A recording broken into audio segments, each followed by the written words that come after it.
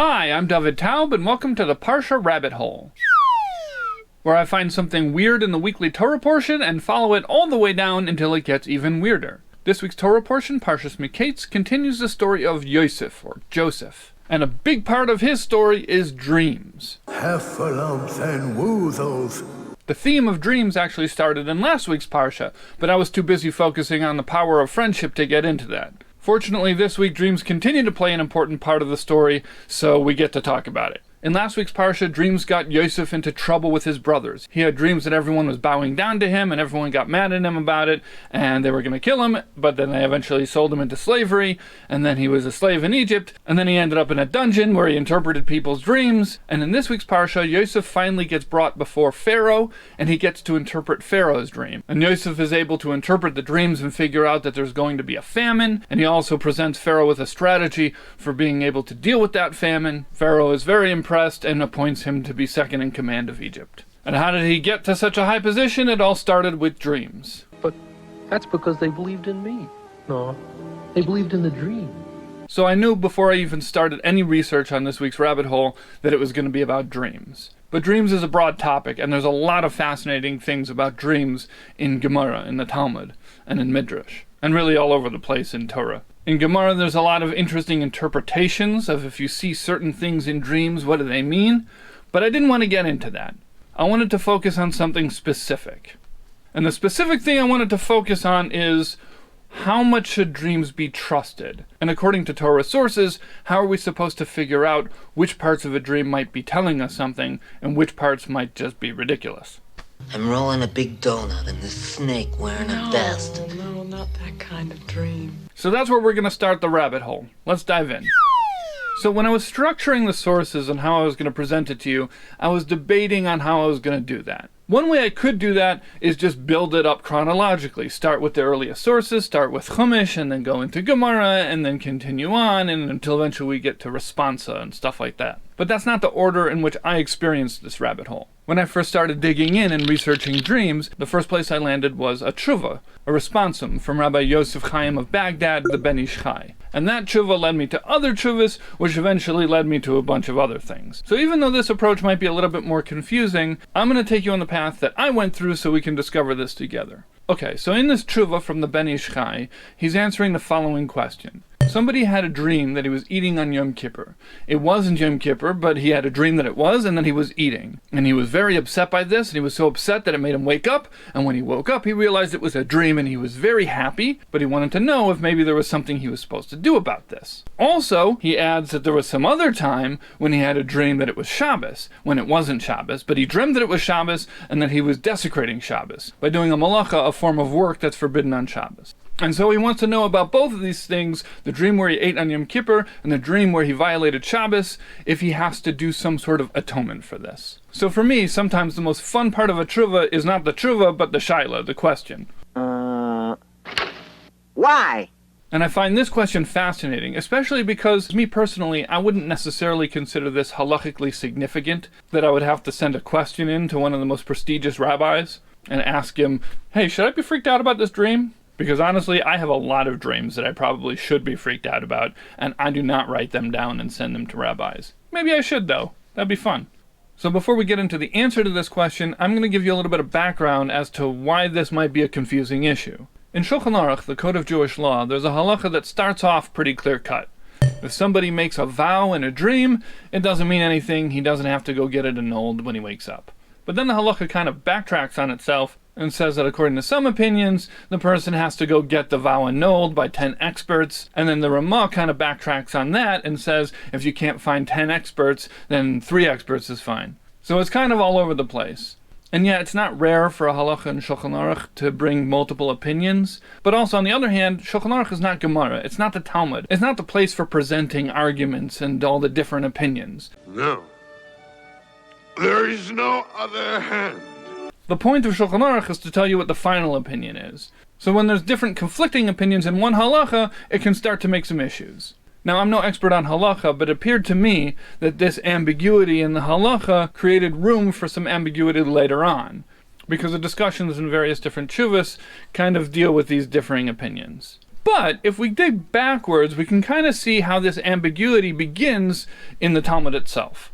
In Sanhedrin, Gemara describes a situation where somebody had a dream that his father came to him and told him that there is money that he left him that's hidden in a specific place, and it's a specific amount of money, but it's Meiser Sheni. It's not usable money, it's money that's been set aside to do the mitzvah of Meiser or tithe.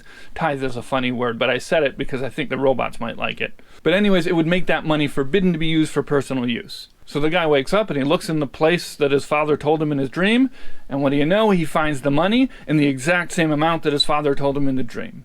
So you might think, hey, 2 out of 3 pieces of information in that dream were true, maybe the third thing is true too, and this money is off limits. And the Gemara tells us, no. Divrei chalomes loy mailin v'loy meridin. Things that happen in dreams can't change the halachic status of something to make it better or worse. And therefore, he doesn't have to worry about it, he can take the money, it's his. Okay, so even though there's a lot of things in Gemara about dreams and their significance and how seeing certain things might be a bad sign, it seems like this Gemara is telling us pretty clearly that even if there is significance to the things you see in dreams, it doesn't have any halachic significance to change the legal status of something.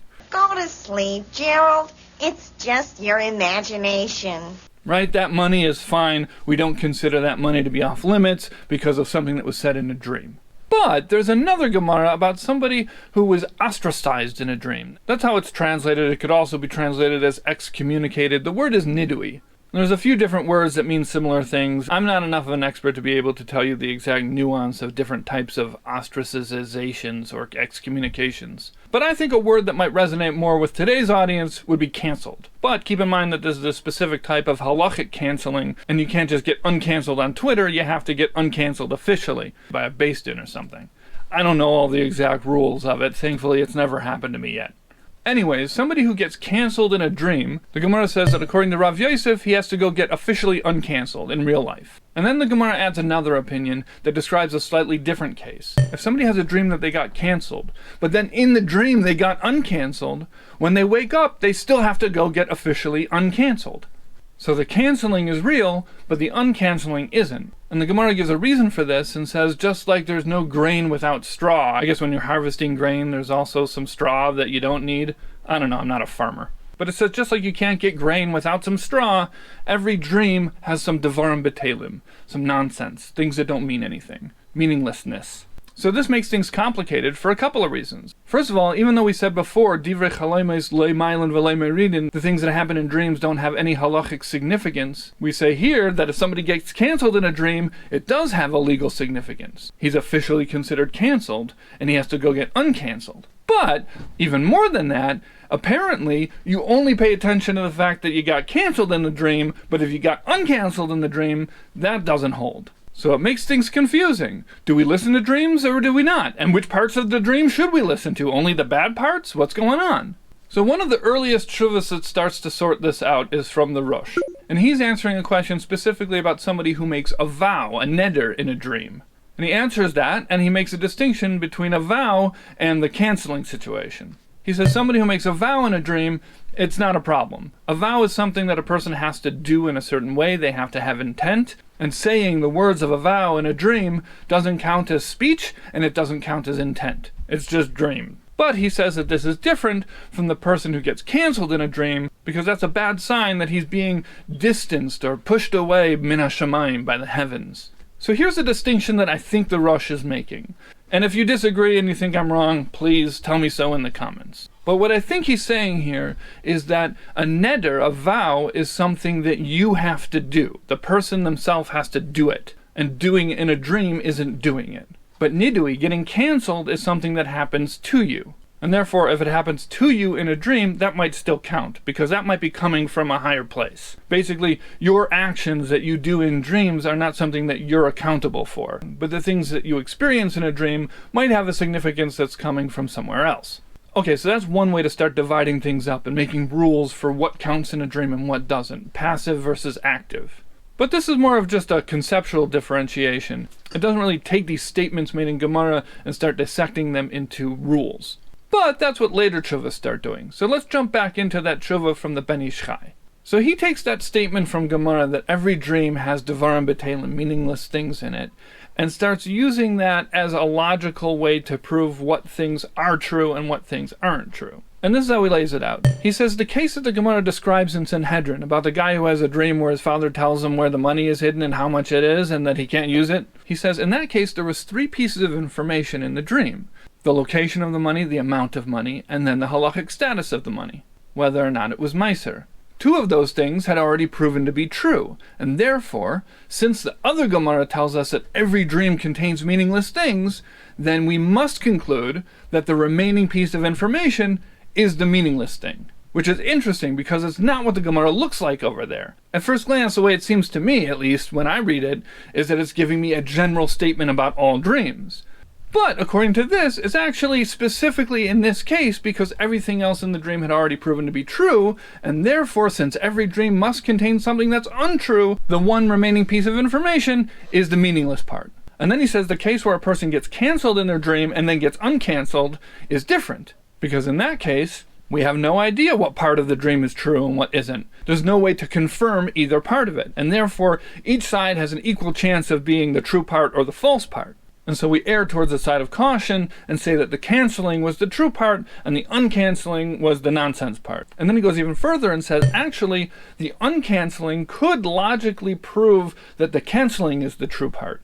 Because you can't have the uncanceling without the canceling. But you could have the canceling without the uncanceling. So if you say that the canceling was the untrue part, then all you're left with is somebody who got uncanceled but was never canceled. That doesn't make any sense. So logically, you have to say that the canceling was the true part and the uncanceling was the false part.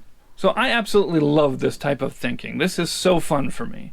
Because it takes things in Gemara that you might dismiss as just being stories and not having any halachic relevance, and then starts applying logical rules to it. So the basic idea here is that he takes this statement in Gemara that all dreams have some truth and some untruth in them, and turns that into a rule that every dream must contain some elements of truth and some elements of falsehood. It's like those logical deduction puzzles with the grid, where you keep on checking off the different squares until the only one left must be the answer. Whatever remains, however improbable, must be the truth. I'm not going to continue on to the answer to the question, because it's a lot of back and forth, and that's not what the rabbit hole is about. The rabbit hole is about following the path to more and more weird ideas. And when I was looking at that tshuva, it sent me to another tshuva from the Chassam Sofer. And he also divides things up based on this idea that dreams can have truth and falsehood in them.